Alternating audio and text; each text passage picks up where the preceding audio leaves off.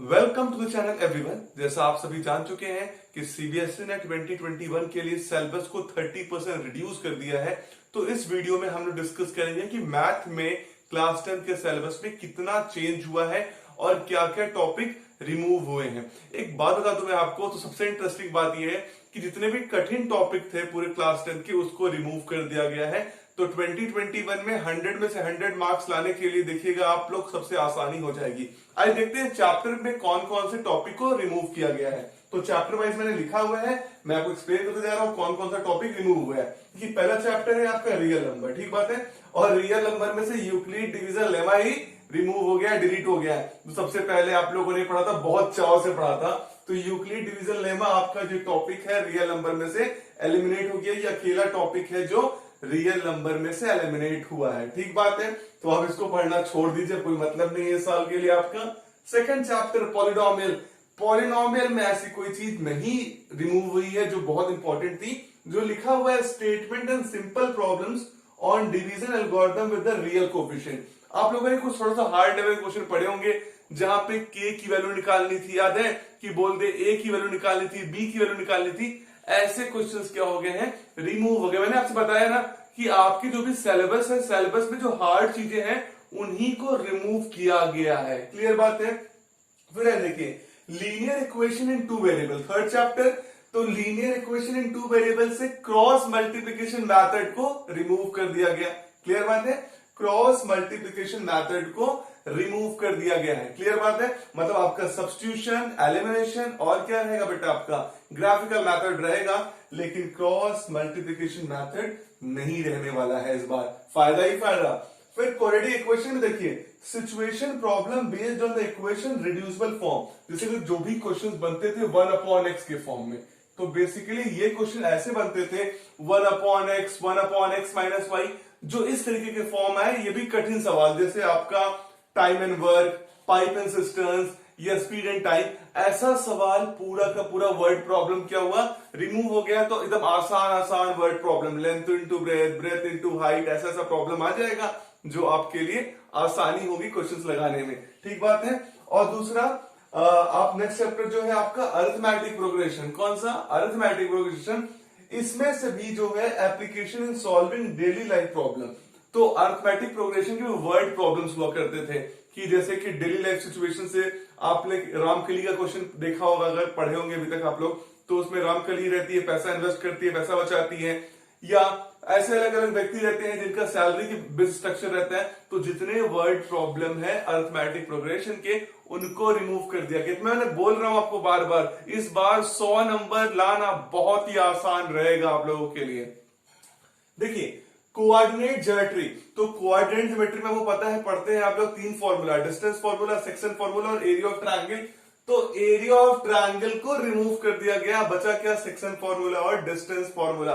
तो एक आसान सा टॉपिक था लेकिन इसको रिमूव कर दिया गया।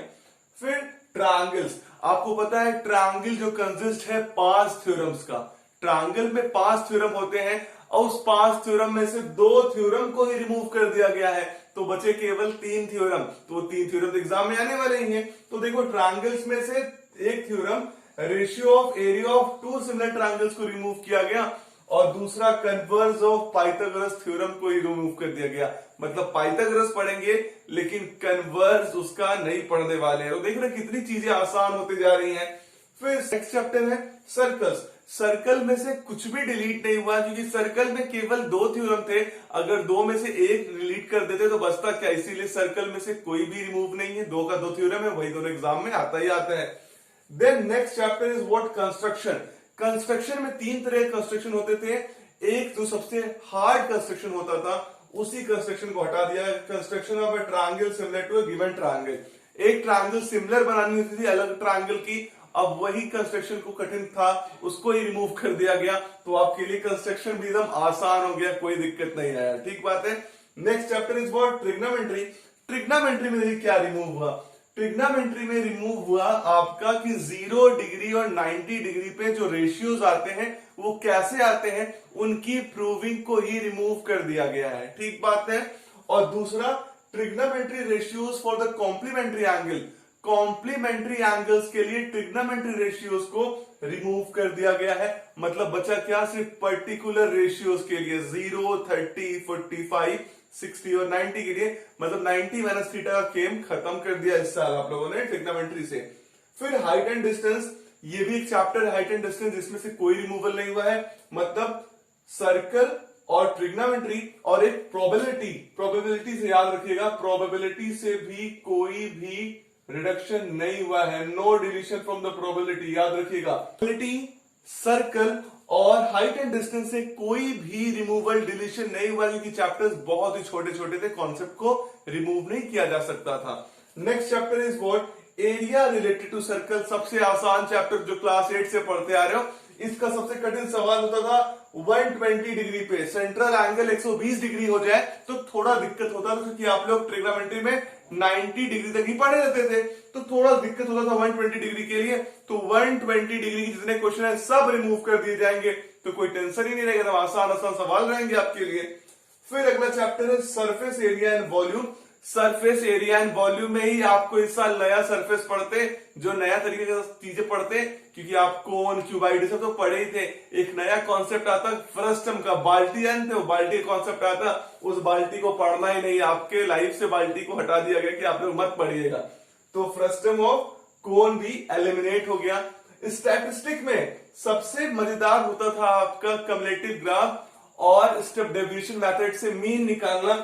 तो स्टेप डेविएशन मेथड से मीन निकालना और कम्युलेटिव फ्रीक्वेंसी ग्राफ मीडियन निकालने का, वो दोनों को रिमूव कर दिया गया है। मतलब आपके पास देखिए मीन निकालने के 3 मेथड थे आपके पास, अज्यूम मीन, डायरेक्ट मेथड और स्टेप डेविएशन। तो स्टेप डेविएशन घटा दिया गया, अज्यूम मीन और डायरेक्ट मीन बचा। क्लियर बात है। और मीडियन आपका कम्युलेटिव फ्रीक्वेंसी ग्राफ से निकालना ही एलिमिनेट कर दिया गया, तो आपका एकदम आसान ही आसान हो गया। मैंने बताया प्रोबेबिलिटी में कोई भी क्या नहीं है, डिलीशन नहीं है। ठीक बात है। तो ये जो मैंने बताया आपको, इसका आप स्क्रीनशॉट ले सकते हो कि कौन कौन से टॉपिक आपके एलिमिनेट हुए हैं। अगर आपके स्कूल में कोई टीचर पढ़ाए क्या कि सर पढ़ाना स्टार्ट करे, तो आप उनको बताइए कि ये टॉपिक सीबीएसई ने क्या कर दिया है 2021 के लिए, आप लोगों के लिए एलिमिनेट कर दिया है, क्योंकि आप लोगों को क्या करना है, नहीं पढ़ना है ये सब चीजों को। क्लियर बात है। वीडियो को अपने दोस्तों में शेयर करिए और वीडियो को लाइक करिए, चैनल को सब्सक्राइब करिए, और जरूरी इंफॉर्मेशन है तो लोगों को जरूर शेयर करिए। आपका बहुत बहुत धन्यवाद।